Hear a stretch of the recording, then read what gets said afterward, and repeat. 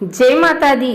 आइए सुनते हैं दशा माता व्रत कथा के 10वें दिन 10वीं कथा।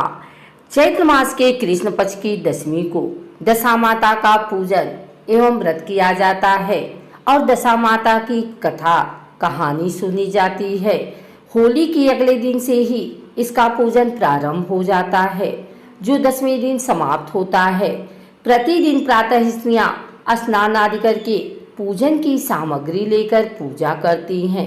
सर्वप्रथम दीवार पर स्वास्तिक बनाती हैं, फिर मेहंदी और कुमकुम से 10-10 बिंदियां दीवार पर ही लगाते हैं। फिर पहले स्वास्तिक के रूप में गणपति जी का, फिर 10 बिंदियों के रूप में दशा माता की रोली, मूली, चावल, सुपारी, धूप, दीप, अगरबत्ती व नैवेद्य से पूजन करते हैं। पूजन के पश्चात प्रतिदिन दशा माता की कथा कहने व सुनने का विधान है। इस दिन एक समय भोजन करके व्रत रखने का विधान है। दशा माता का पूजन प्रत्येक स्त्री, सुहागिन या विधवा सबको करना चाहिए, क्योंकि यह पूजन एवं व्रत घर की दशा स्थिति को सुखी समृद्धि रखने हेतु किया जाता है। पूजन में एक विशेष बात होती है कि एक हल्दी में रगा 10 गांठे में लगा हुआ धागा होता है, जिसको दशा माता की बेल कहते हैं।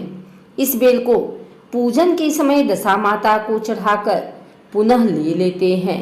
इसको गले में धारण करने का विधान है। इस वर्ष धारण किया गया धागा अगले वर्ष उतारकर पूजा करके पुनः नई बेल धारण करते हैं। दशा माता की कहानी इस प्रकार है। दशा माता का व्रत चैत्र कृष्ण दशमी को किया जाता है। यह व्रत घर की दशा के लिए किया जाता है। सुहागिन औरत इस दिन डोरा लेती हैं, सफेद कच्चे सूत की कोकड़ी को रंग लेती हैं, 10 तार का डोरा लेकर उसमें 10 गांठें लगा देते हैं। डोरी को जलती हुई होली दिखाकर पहन लेते हैं। 10 गेहूं के आखे लेकर कहानी सुनते हैं। एक कहानी सुनकर एक आखा नीचे रख देती हैं। इस प्रकार कुल 10 कहानियां सुनती हैं। एक राजा रानी थे, उनका नाम नल और दमयंती था।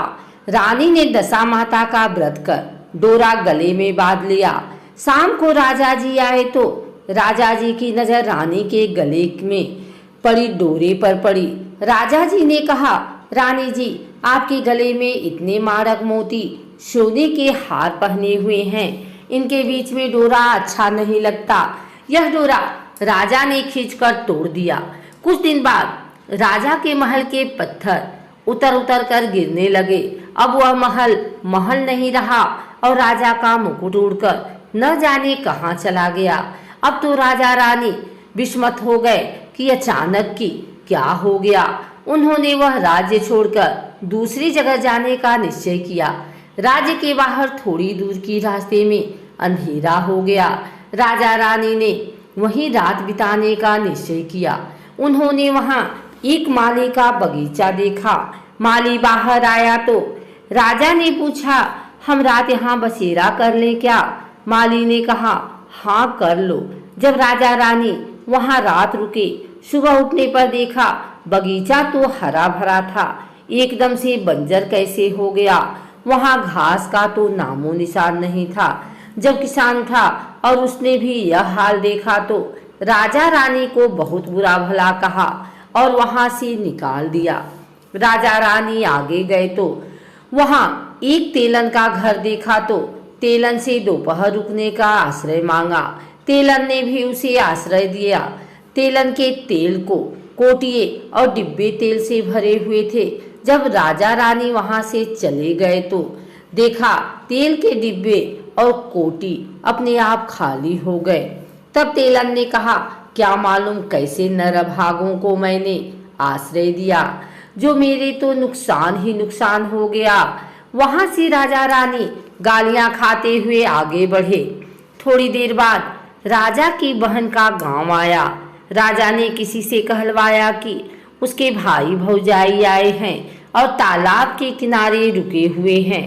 बहन ने यह समाचार सुना तो भाई भौजाई के लिए 2-4 ठंडी रोटी ऊपर से 2 प्याज डालकर नौकर के साथ भिजवा दिए और वापस समाचार कहलवाया कि अभी मेरे को समय नहीं है और यह कलेवा कर ले। भाई भौजाई ने आपस में कहा, बहन का कोई कसूर नहीं, सब अपनी दशा का चक्कर है, अपनी दशा खराब है, इसलिए सभी बैरी हो गए हैं। और दोनों ने रोटी और प्याज वहां पर खड्डा खोद कर गाड़ दिया। थोड़े और आगे गए तो राजा का दोस्त मिल गया और कहा कि मेरे घर चलो, और घर ले जाकर उनकी खूब खातिरदारी करी, चाय पानी पिलाया। और भाई दोस्त की घर की एक दीवार पर खूंटी पर एक हार लटका हुआ था, वहीं पर एक मोर बैठा हुआ था, उसने वह हार निगल लिया। राजा रानी वहां से रवाना हो गए। दोस्त की पत्नी ने देखा कि जो हार खूंटी पर टिका हुआ था वह वहां पर नहीं है। दोस्त की पत्नी ने कहा कि जिन्हें आपने घर पर बुलाया था उन्होंने मेरा हार चुरा लिया है। पति ने कहा कि मेरा दोस्त चोर नहीं है, गरीबी के कारण ले गया होगा। राजा रानी ने सोचा कि अब हम दोनों को एक ही जगह पर जाकर रहना चाहिए, जहां हमें कोई न जानते हो और कोई न रहे। राजा रानी एक जंगल में चले गए। वहां पर राजा दिन में लकड़ियां की भारी भेजकर पैसों से आटा नमक मिर्ची आदि लाकर अपना गुजारा करते। एक दिन रानी ने राजा से कहा कि मैं दशा माता का व्रत करूंगी, मुझे कच्चा सूत का डोरा और कोकड़ी लाकर देना। दूसरे दिन राजा ने ज्यादा लकड़ियां इकट्ठी की और रानी के लिए कच्चा सूत और डोरी की गट्ठी भी ले आए।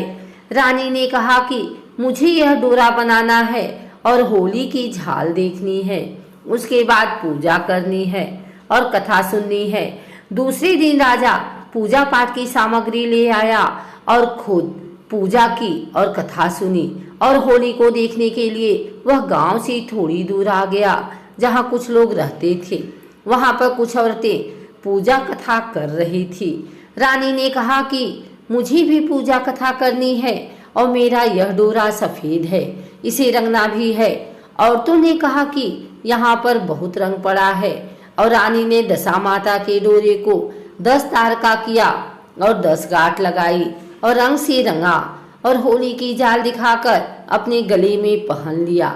डोरे को गले में पहनते ही राजा की लकड़ियां चंदन की हो गई, जो बहुत महंगी बिकी। लकड़ियों का पैसा लेकर खुशी खुशी घर आए। रानी भी पीपल की पूजा कथा करके दशा माता की कहानी सुन के घर के लिए रवाना हो गई। वहां दशा माता के समेत 10 कहानियां सुनी। 10 गेहूं की आंखें लेकर कहानियां सुनी और एक एक कहानी सुनते हुए एक एक आँखा नीचे रखती गई। उनमें शिव पार्वती जी की लोबिया, तोभिया की, गजानन जी की, आरी बारी, कान कवारी और भी छोटी मोटी मिलाकर 10 कहानी सुनी। घर आई तो राजा ने कहा कि मैं आज बहुत सारा पूजा पाठ का सामान लेकर आया हूँ, तू खूब आनंद से पूजा करना। हमारी सारी लकड़ी चंदन की हो गई, जो खूब महंगी बिकी है। रानी ने राजा से कहा कि आज दशा माता का व्रत करके डोरा पहना है, अब हमारे आनंद ही आनंद हो जाएगा। राजा ने कहा कि अब हमारे राज्य में वापस चलते हैं।